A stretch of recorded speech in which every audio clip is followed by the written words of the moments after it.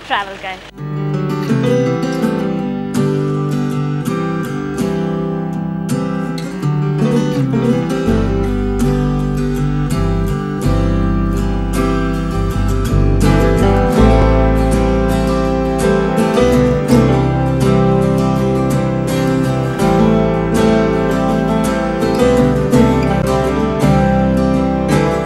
Right now we are standing in the city of Thrissur, district of Thrissur, that is the cultural capital of Kerala. Now talking about Thrissur, it is actually filled with culture, that it is actually an escapade into the cultural extravaganza of our state, Kerala. Now today in this episode we'll be moving to various places inside Thrissur. Now talking about Thrissur, well actually the name Thrissur came from the Tirushiva Perur, that is actually the land of Lord Shiva. Now even the name specifies that it is something related to all the gods and all these deities. So in the same way, the city of Thrissur, the entire district, we have lots and lots of temples, lots of places to visit, the pilgrim centers, even Guruvayur, as you know, is situated inside the Thrissur district. So now we'll be moving into the Vadakunathan temple. We'll be watching many other places inside Thrissur. Now as I said before, Thrissur is filled with religious things, deities, temples and everything, and of course it has lots and lots of festivals, especially the Thrissur Puram. So we'll be taking a look at all these things today in this episode. So watch Travel Guide along with me, Nagma. In this episode we'll be covering up Thrissur.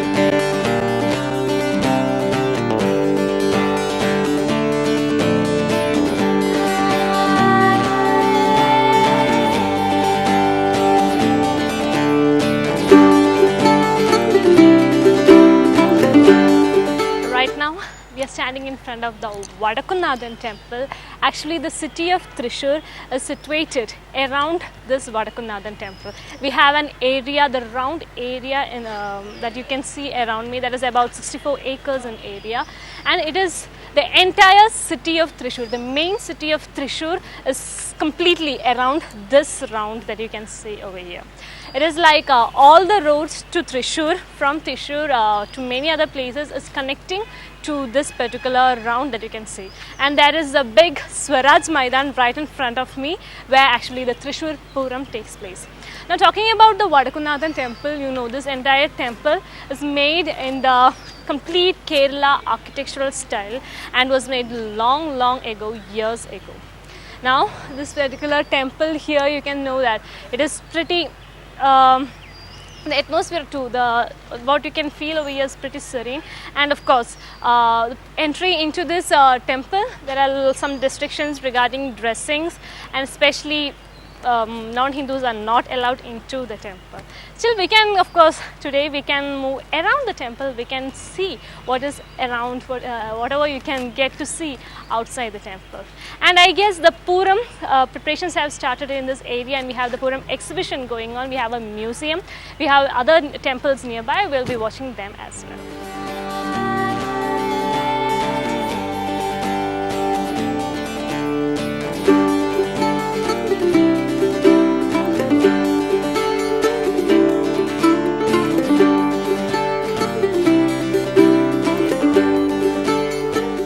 Standing before the Thrissur Puram exhibition. I've got my tickets, which just cost ₹10, and I'll be entering into the exhibition hall right now.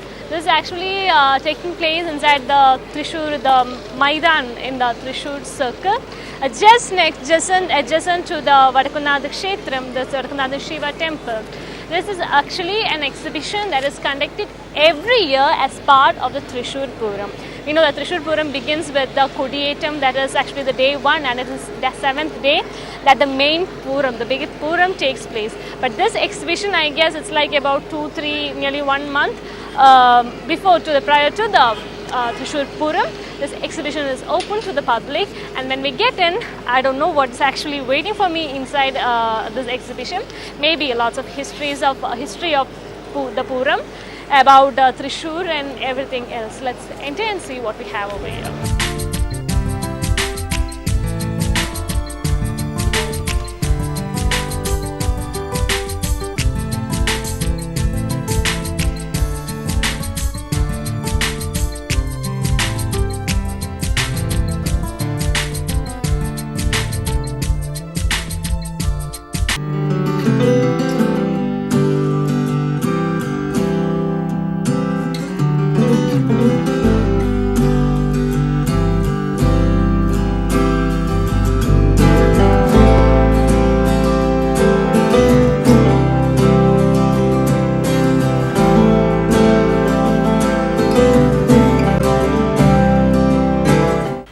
Thrissur Puram is one of the most famous Puram, not just in this Thrissur area, but you know, the entire Kerala, or considering the entire country of India as well. Now, let me tell you a little bit of the history of the Thrissur Puram. Goes like this. It is actually before the Thrissur Puram was established by the Shaktan Tampuran in the year, I guess, 1798. The biggest Puram in this area, or in India as such, was the Aratapura Puram. Like there were like lots and lots of temples participating for the Puram, and of course, you know, the Ana Deva Sangamam, where around 100 elephants even now join together at that particular place. But there was a time when around 10 temples, which is from these nearby areas, they actually got late due to rain to reach the Aratapura temple for the to participate in the Puram, and they were denied entry into the temple. So these people, these temples, the 10 temples that has actually denied the entry into the Aratapura temple or the Aratapura Puram, they went to Shaktan Tampuran, and like, you know, like a complaint or so, they went to Shaktan Tampuran and they spoke their needs. And it is thus that the Shaktan Tampuran initiated this, the Thrissur Puram for these 10 temples that was in that area. Now later on, when these temples later actually started doing the Thrissur Puram, the temples were divided into two, that is the eastern side and the western side. And there in the eastern and the western side, we have two very main temples, that is the Tiruvambadi Kshetram, that is pretty close by, I guess it is situated on the Shurnur road. And then we have the Paramekava temple, which is somewhere just opposite, I don't know which area, this is a circle, so it's somewhere just opposite to the Vadakunathan temple. I don't know exactly from which direction that is. So that is how the Thrissur Puram came to being. Now the Thrissur Puram, talking about the Thrissur Puram, it is a very big and long festival. The Puram starts with the Kodiyatam, that is done on the first day, where officially the flag is hoisted and the Puram festival is actually being inaugurated. And then on the fourth day, we have the sample Vedikattu, that is actually in this area we have all the fireworks are being displayed.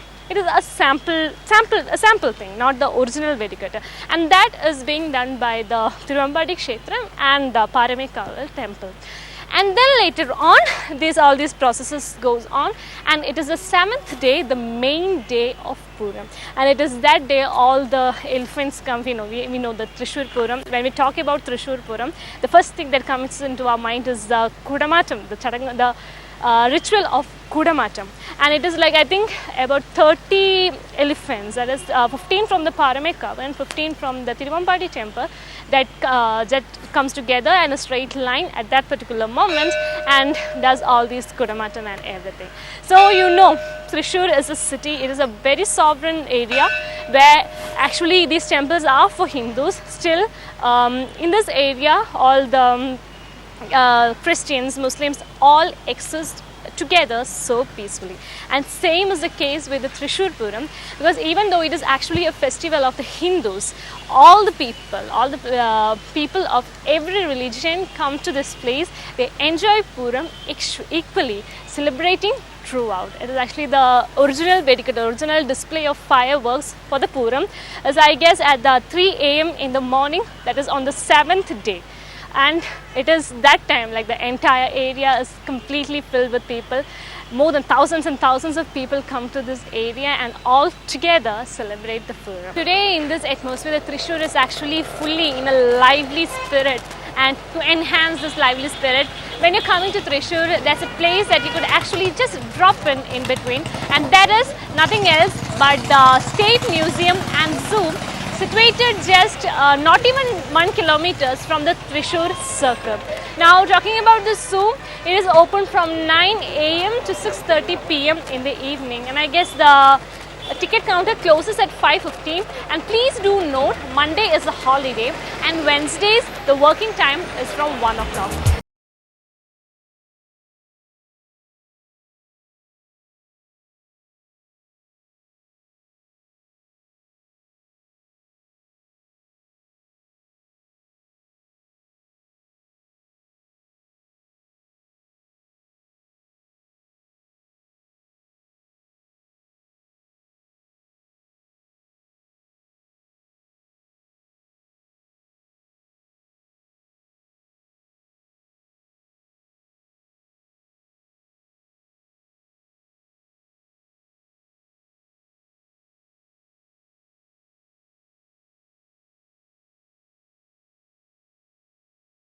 the animals that I just got to see inside the zoo. There were deers, lions, tigers, lots and lots of varieties of birds, reptiles to be frank. There was a big crocodile pond inside the zoo, and of course the garden is just so beautiful.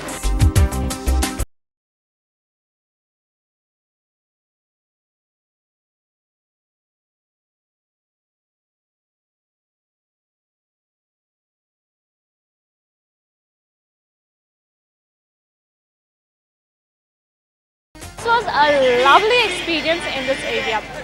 The thing is that people of all age group is coming to this area.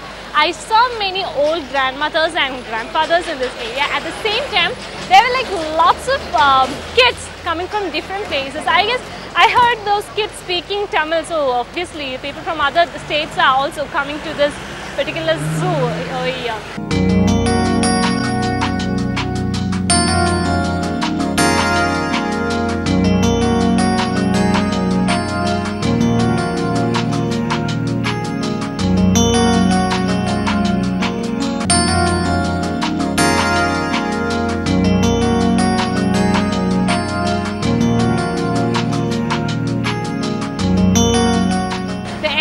Place was so clean.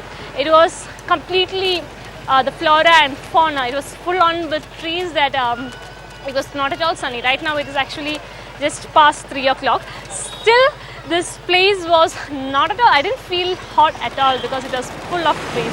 Now I had a very wonderful experience over here.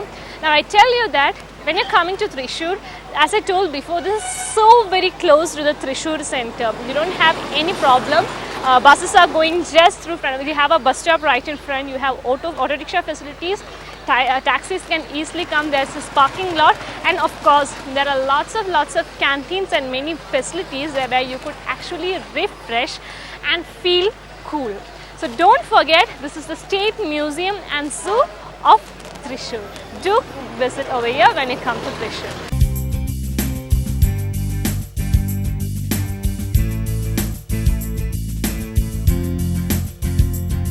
Thrissur Corporation Children's Park plus, a garden over here. I was like just taking a look in this entire area. It's like we have so many varieties of flowers, arrangements, beautifully cut and arranged shrubs and everything, and it's like a best place for an evening walk. It is situated just beside, we saw that the exhibition was actually situated on the grounds of the Thrissur Swaraj Maidan, and this park is just actually it is a part of the the round of Thrissur as well. And just outside we have a bus stop. It's pretty convenient to come to this park. We have 2-3 entries into this park, and I know that there are lots of areas where small kids can play. There are lots of seesaws, jungle gyms and all that, and for the others to just come and relax in the evening, to just sit back, relax, take off all the weariness of an entire whole day work. People just come here to relax. So I'm going to do the exactly same thing. I'm just going to relax for a while in this park.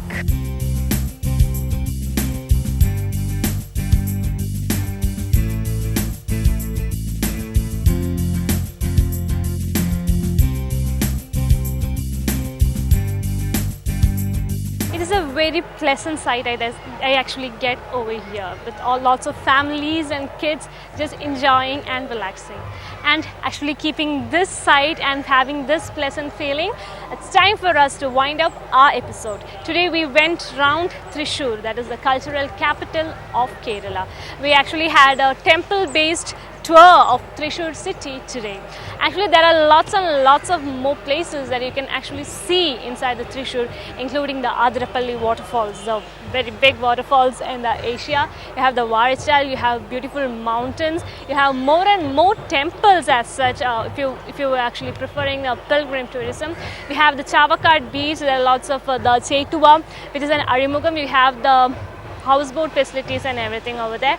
And if you're like moving a little bit out of the Thrissur town, we have the Tiruvillamala temple and many other places. And if you're for education or such knowledge-based tourism, you can always go to the Kerala Kala Mandalam and many other places as well. So today standing in this places of all the Purams and festivals, that is Thrissur, we are winding up this episode. Don't forget, it was the festival season of Thrissur, that is during the March, April and May. Today we have the Thrissur Puram going on in Thrissur. At the same time, when you're coming to see the Thrissur Puram, there are lots of other places that you can actually visit. You have the park, the children's park, and museum and zoo nearby, everything. So when you're coming to Thrissur, make sure you go to all these places, because all these places are actually worth going once in a lifetime. So now it's me, Nagma, signing off. We'll be taking you to more adventurous places that is actually filled with lots and lots of fun in the coming episodes. So keep watching Travel Guide every Sundays at 7:30 p.m.